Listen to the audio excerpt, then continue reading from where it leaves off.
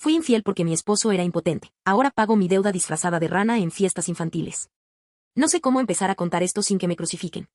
El título ya lo dice todo, y seguramente muchos ni siquiera van a leer lo que escriba, solo se quedarán con el juicio fácil. Pero no me importa. Estoy dispuesta a asumir las consecuencias, porque aunque sea difícil de entender, yo sé que no soy la única que ha pasado por algo así. Llevo 7 años de casada con Manuel. No tenemos hijos. Desde el inicio nuestra relación fue distinta a lo que cualquiera imaginaría como un matrimonio normal. Yo siempre pensé que era asexual. Nunca sentí esa necesidad de lo físico, ese impulso que parece mover al mundo. Lo intenté un par de veces antes de casarme, y fue tan incómodo, tan forzado, que concluí que simplemente estaba hecha de otra forma. Por eso, cuando conocí a Manuel, sentí que la vida me estaba dando un regalo inesperado. Era un hombre calmado, dulce, muy distinto a todo lo que yo había conocido. Me confesó con un miedo evidente que de niño tuvo polio, y que esa enfermedad lo dejó con secuelas, entre ellas la disfunción eréctil. Me lo dijo con la voz entrecortada, esperando que yo me apartara. Pero no lo hice. Lo abracé y le aseguré que para mí eso no era lo importante, que lo esencial era el cariño, la compañía, la vida tranquila que podíamos construir juntos. Y funcionó. Al menos por muchos años. No había sexo en nuestra relación, pero no me pesaba. Compartíamos tiempo, hablábamos por horas, cenábamos juntos cada noche, nos reíamos de las mismas cosas, compartíamos lecturas. Era, a mi manera, feliz. Yo sentía que había encontrado la estabilidad que tanto había buscado, un refugio sin presiones ni exigencias que no me nacían. Además, no voy a mentir, Manuel siempre me dio una vida cómoda. Tenía negocios importantes, viajaba poco, y la mayoría del tiempo trabajaba desde su estudio. Vivíamos en una casa amplia, con ayuda en el servicio, con todo lo que yo necesitaba y más. Yo administraba el hogar, él se encargaba de los negocios, y juntos manteníamos una rutina serena. No me faltaba nada. Era mi vida perfecta. O al menos eso creía. Nunca imaginé que un cambio tan simple como contratar a alguien para el jardín abriría una grieta en todo lo que habíamos construido. Yo amo las plantas. Siempre lo he hecho. Mi pequeño refugio eran mis flores, regarlas al atardecer, sentarme a mirarlas mientras pensaba en cualquier cosa. El problema era que nunca tuve talento para cuidarlas. Por eso Manuel, con ese gesto protector que siempre tuvo conmigo, decidió contratar a un jardinero. Ya es hora de que tengas el jardín que mereces, Clara, me dijo, como si me estuviera regalando un reino propio. Cuando ese hombre llegó, no le presté atención más allá de lo obvio. Era joven, fuerte, con la piel tostada por el sol y las manos endurecidas por el trabajo. Al principio me limitaba a observarlo desde la ventana, mientras podaba o movía macetas. Le preguntaba algunas cosas básicas, fingiendo interés por aprender, aunque en realidad era él quien sabía perfectamente lo que hacía. Pero, sin darme cuenta, lo que empezó como una simple curiosidad se transformó en algo distinto. Dejé de mirar las plantas y comencé a fijarme en él. En la manera en que los músculos de sus brazos se tensaban, en el sudor que corría por su cuello, en la rudeza con que manipulaba la tierra y, al mismo tiempo, en la delicadeza con la que tocaba cada flor. Me sorprendí a mí misma quedándome más tiempo de la cuenta a su lado, inventando excusas para acercarme, para escucharlo explicar cosas que en realidad no me interesaban tanto. Cada mirada sostenida, cada roce accidental, encendía en mí algo que nunca había sentido, un deseo crudo, urgente, como si de pronto mi cuerpo hubiera despertado de un letargo de años. No era amor. No había sentimientos profundos. Era físico, puro instinto. Quería tocarlo y que me tocara. Y por primera vez, no lo vivía como una obligación hacia mi esposo, sino como un hambre, una necesidad imposible de ignorar. Él lo notó enseguida. No era tonto. Yo no soy fea, siempre estuve bien cuidada gracias a Manuel, y sabía perfectamente que mi presencia llamaba la atención. Cuando una mujer casada, con dinero y cierta posición, empieza a mirarte de otra manera, lo notas. Y él lo notó. No hubo resistencia. Tampoco demasiadas palabras.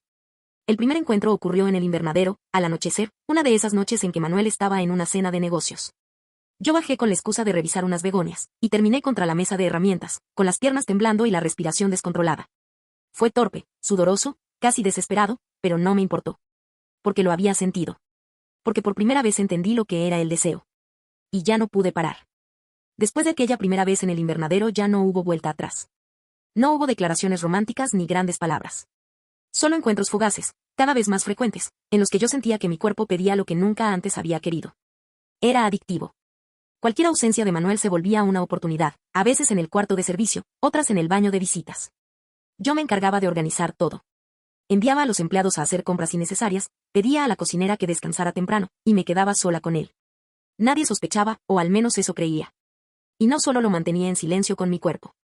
También empecé a usar la tarjeta que Manuel me había dado. Compras disfrazadas de gastos de la casa, ropa, herramientas, incluso una motocicleta usada. Le decía a mi esposo que eran cosas para el jardín o donaciones a alguna fundación, y él confiaba ciegamente en mí. Hasta soborné con pequeños regalos y sonrisas tensas a los empleados para asegurarme de que nada saliera de esas paredes. Yo me sentía invencible. Tenía un matrimonio estable, un deseo recién descubierto, y dinero para sostener esa doble vida. Me convencí de que podía equilibrarlo todo, que nadie se daría cuenta. Pero la mentira siempre encuentra grietas. Un día cualquiera, Manuel me llamó a su estudio. Su mirada era distinta, pesada. Me dijo que había pedido a su contador un informe detallado de los gastos de la tarjeta. No lo hacía nunca, pero esta vez alguien lo había alertado. Yo no sabía quién, pero entendí de inmediato que alguien había hablado. Me pidió explicaciones antes de que el informe llegara a sus manos. Su tono era sereno, pero en sus ojos ya no había confianza. Sentí que la garganta se me cerraba. Le hablé de matrimonio, de unidad, de confianza. Intenté darle vuelta a la situación como si él fuera injusto por vigilarme. Palabras huecas. Él me dejó hablar, paciente, hasta que lanzó la pregunta que lo cambió todo. ¿Me eres infiel? Así, directo, sin rodeos. Negué de inmediato. Dije que cómo podía pensar eso, que me ofendía su desconfianza.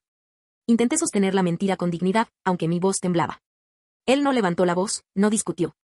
Solo me miró fijo, en silencio, como si ya supiera la respuesta. Y al final, me ordenó con frialdad. Sal de mi estudio. Y cierra la puerta al salir. Jamás me había echado así. Esa orden me humilló más que cualquier insulto. Salí intentando no mostrar miedo, pero por dentro me estaba desmoronando.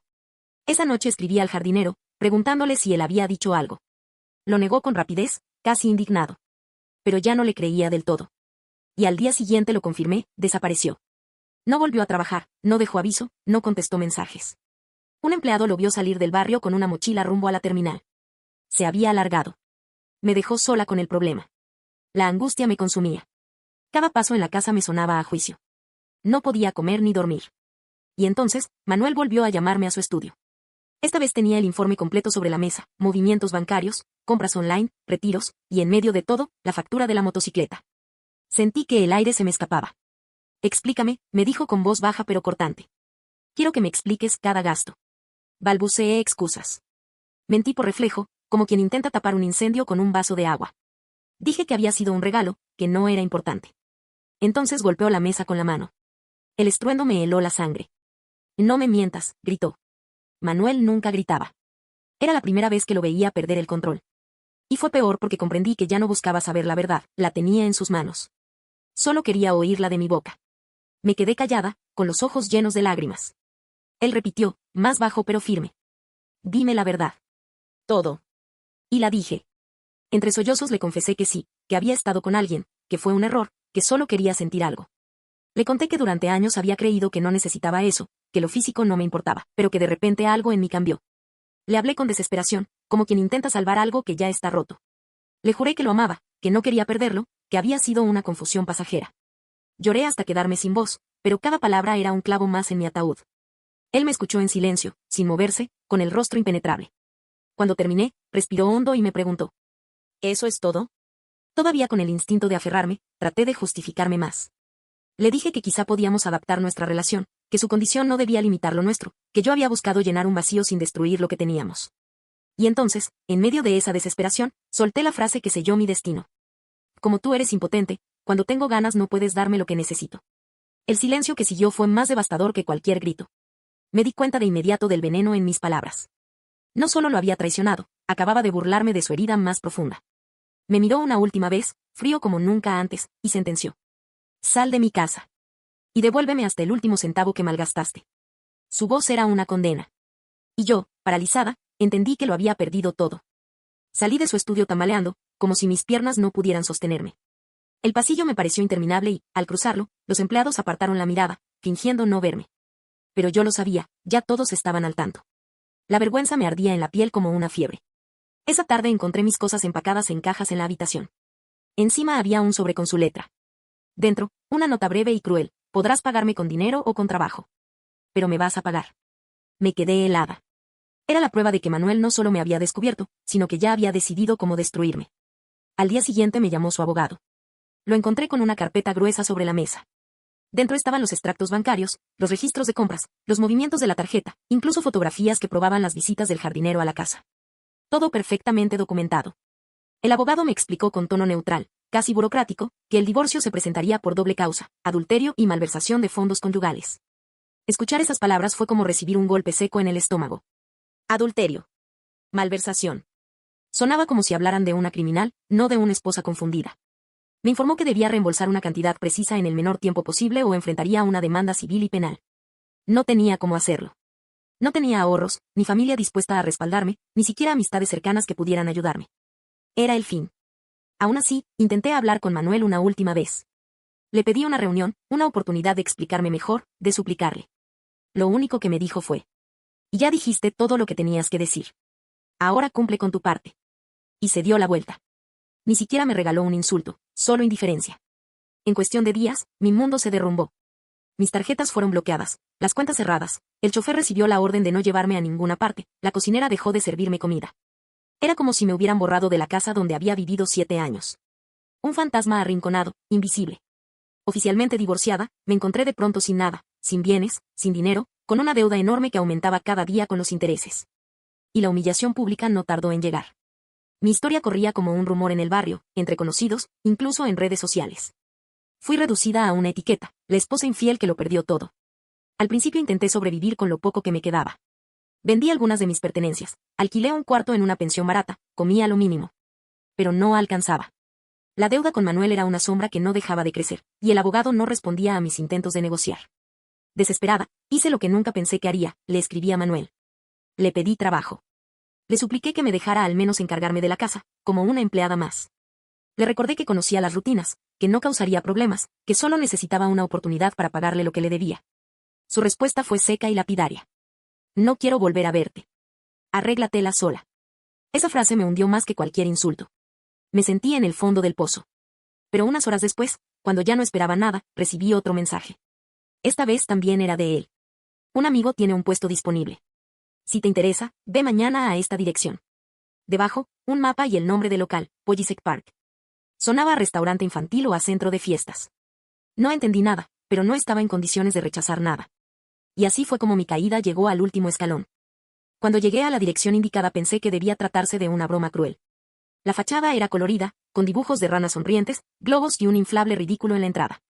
El letrero decía Pollisek Park. Me quedé parada frente a la puerta, con la sensación de que Manuel me había mandado ahí solo para reírse de mí. Pero entré. Pregunté por el encargado y un hombre con camiseta de local me hizo pasar sin demasiada ceremonia. Me observó de arriba abajo, con una sonrisa que no era amable. ¿Tú eres la amiga del señor Manuel?, preguntó con un tono cargado de ironía. Asentí en silencio. Perfecto. Tengo un puesto para ti. No es glamoroso, pero es trabajo. ¿Lo quieres o no? Tragué saliva y le pregunté de qué se trataba. Su respuesta me dejó helada. Botarga. No entendí de inmediato. Me explicó que debía meterme en un traje de rana gigante para animar fiestas infantiles, bailar al ritmo de canciones, posar para fotos con niños, repartir volantes en la entrada y participar en pequeñas coreografías en eventos. Me quedé muda. Yo, que había administrado una casa enorme, que organizaba cenas para empresarios, que había vivido rodeada de lujos, ahora debía esconderme dentro de un disfraz sudoroso para divertir niños. Sentí que la humillación me ardía en la cara. Lo miré esperando que dijera que era una broma, que me daría un puesto en la cocina o en la limpieza. Pero no. Solo se encogió de hombros y dijo: ¿lo tomas o lo dejas? Quise salir corriendo. Mandar todo a la mierda. Pero recordé que no tenía casa, que no tenía que comer, que cada día debía más. Y acepté. La mujer que me capacitó parecía disfrutar mi incomodidad. Llevaba una camiseta del restaurante con un pin que decía supervisora botárgica. Desde que me vio, me lanzó una sonrisa burlona. ¿Tú también fuiste infiel? Me soltó sin rodeos. Me incomodé. Le dije que no era su asunto. Ella se rió con descaro. Y sí que lo es. Créeme, este puesto solo se ha ofrecido a mujeres infieles. Es casi un castigo oficial. Me quedé helada. Ella continuó como si nada, explicándome cómo soportar el calor dentro del traje, cuando podía quitarme el casco, qué hacer para no desmayarme. Antes de irse, se me acercó al oído y me dijo: olvídate de quién fuiste antes. Ahora eres una botarga. Acéptalo. Y así empezó mi nueva vida. Trabajo 6 días a la semana. Me meto en ese traje que huele a sudor viejo a las 9 de la mañana y no salgo hasta las 5. Apenas 2 pausas de 15 minutos para ir al baño, procurando que ningún niño me vea sin la cabeza del disfraz. Los niños me patean, me jalan, me gritan. Los padres me ignoran o se burlan, lanzando comentarios que duelen más de lo que imaginan. ¿Cómo se sentirá estar atrapada en ese traje? Y no saben lo literal que suena. La mayor parte de mi sueldo se va en pagar la deuda con Manuel. El resto apenas alcanza para un cuarto diminuto donde solo cabe una cama y una cocineta. Cada día me cuesta recordar que alguna vez fui otra persona. Y aún así, no pierdo del todo la esperanza. Estoy convencida de que este puesto no es casualidad. que Manuel organizó para mí, para recordarme mi caída. Y aunque me humille, pienso que tal vez, si él sabe que cumplo, que no escapé, que acepto mi castigo, algún día podría darme otra oportunidad. Por ahora, mi rostro no es mío. Es la sonrisa plástica de una rana verde que baila para niños. Pero en el fondo sigo esperando que algún día pueda volver a mirarlo sin esconderme detrás de esta máscara. No olvides dejar tu opinión en los comentarios, dejar tu like y compartir este video.